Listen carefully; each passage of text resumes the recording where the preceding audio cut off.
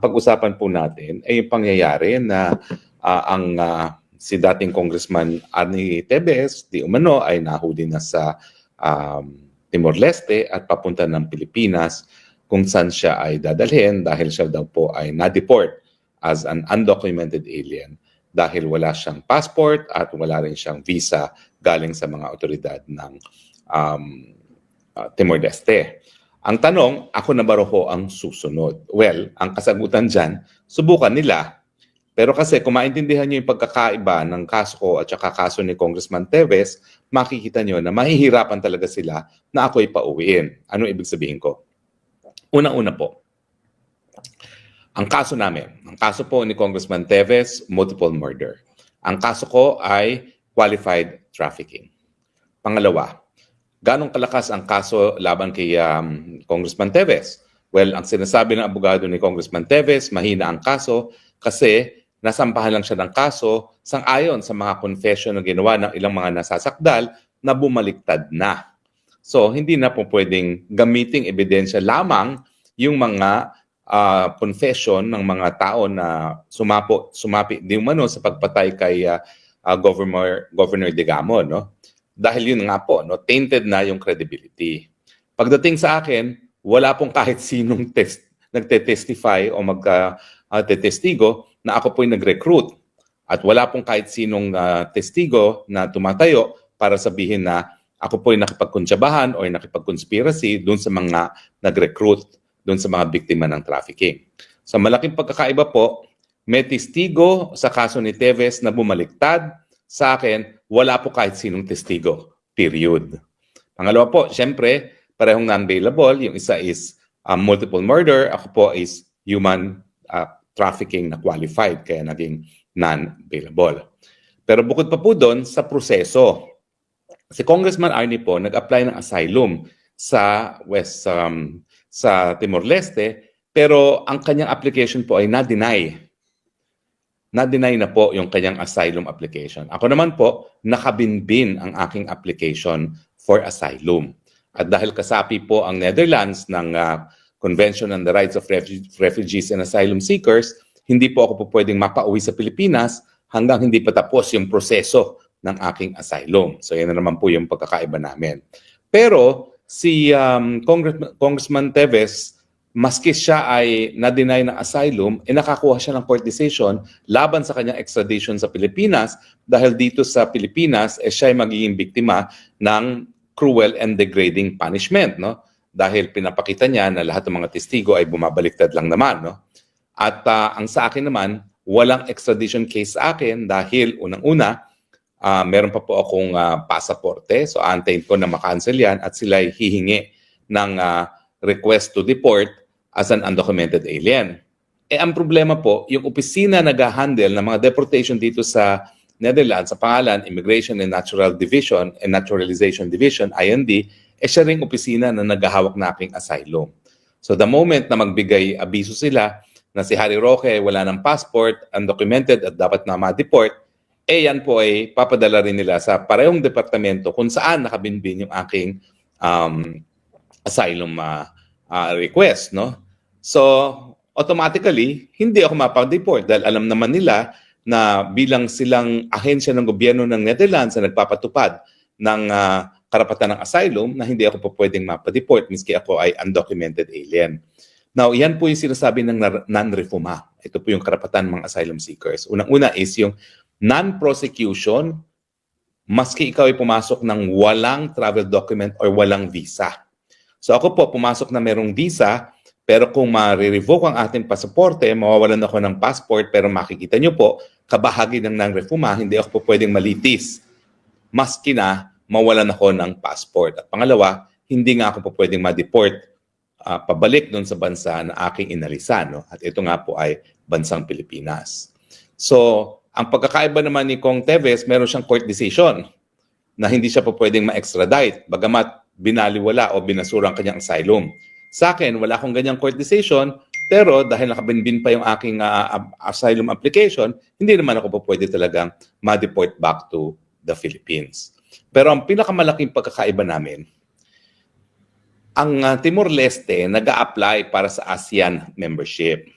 Ngayon, kakatapos lang ng pantaunang pagpupulong ng mga bansang ASEAN at sigurado ako na nagkaroon ng bulungan sa panig ni Presidente Marcos at ng Presidente Horta ng Timor-Leste at tingin ko ang naging kasunduan ay ibigay mo sa akin si Arnie Teves, hindi ako tututol sa iyong pagiging miyembro ng ASEAN. Kasi ang Timor-Leste po ngayon ay aplikante pa lang at kinakailangan walang miyembro ng ASEAN na tututol sa membership ng Timor-Leste. Kasi nga ang prinsipyo sa ASEAN ay consensus. Hindi po pwedeng mag-adapt ng kahit anong desisyon na hindi lahat ng miyembro ay pumapayag. So yung pagpasok ng Timor-Leste bilang miyembro, yan po ay kinakailangan sang-ayunan ng Pilipinas at kapalit nga ng pangsang-ayon ng Pilipinas sa pagiging miyembro ng Timor-Leste sa ASEAN. Ang pinalit naman ay ang pagkatao ni Congressman Arnie Teves. Now, hindi ko po alam kung talagang naisakay na sa eroplano as of now sa broadcast itong si Congressman Teves. No? Ang alam lang natin ay ipapadeport na siya, hawak siya ng mga otoridad ng Timor-Leste at hindi ko lang alam kung paano nangyari yun, hawak din daw ng otoridad ng Pilipinas. No? Pero ang alam ko, nakakuhang abogado ni ex-Congressman Teves ng petition for writ of habeas corpus. So hindi siya po pwedeng mailabas ng bansa hanggang hindi ipinipresenta sa hukuman. So hanggang ngayon po, wala akong balita kung talagang naisakay na si Congressman Teves. Pero sa akin, magman hindi ako lawyer sa Timor-Leste, yan din po yung sana gagawin ng mga abogado ni Tatay Digong.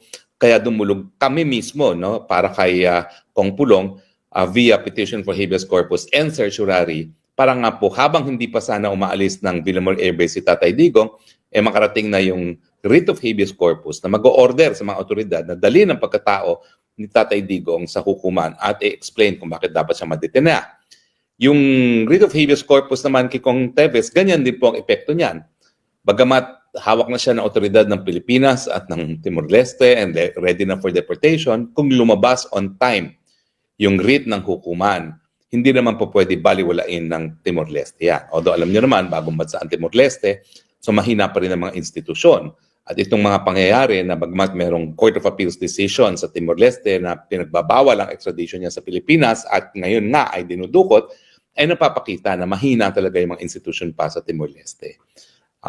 Dahil alam niyo naman po yan, dati sila po ay sinakop ng bansang actually, pati Indonesia yan sinakop sila at ngayon lang sila nagkaroon ng kalayaan at siyempre nais nilang sumapi dito sa ASEAN. Pero obviously, ito po yung tinatawag na mga new democracies na marami pang pagsusubok at nakikita nyo rito sa karanasan ni Congressman Arnie Teves na talagang mahina pa ang hudikatura ng Timor-Leste kung ikukumpara mo sa ibang bansa, kasama na rin ng Pilipinas. Ako naman po naniniwala ako na malakas po ang ating hudikatura, bagamat siyempre po subject din to political pressure. So yan po mga pagkakaiba ha. Una-una, hindi po ako akusado ng murder.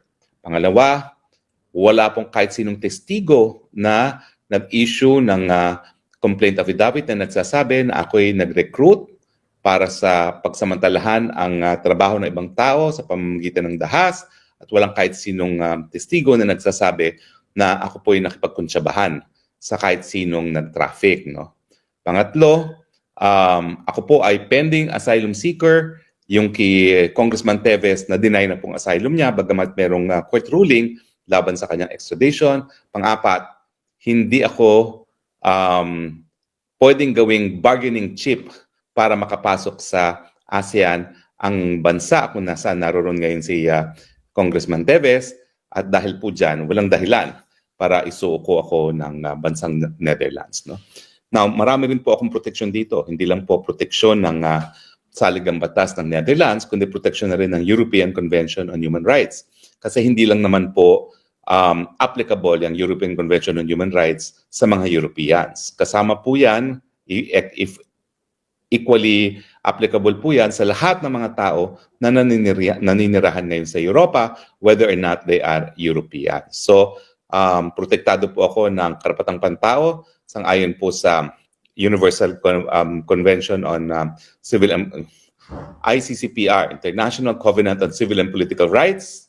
Nakasapi po ang Holland na isinabatas po sa Holland at protektado rin ako ng European Treaty on Human Rights na isinabatas din dito sa Holland. So, suma total, hindi po. Hindi totoo na ako nang susunod. Siyempre, sa isipan ng mga bangag, gusto nila ako nang sumunod. Pero sa katunayan po, hindi po mangyayari yon. Kasi protektado po ako ng karapatang pantao sa paghingi ng asylum at dahil nga po dyan, meron tayong karapatan ng non-refoulement. So mabibigo po ang kanilang mga maitim na balak sa akin.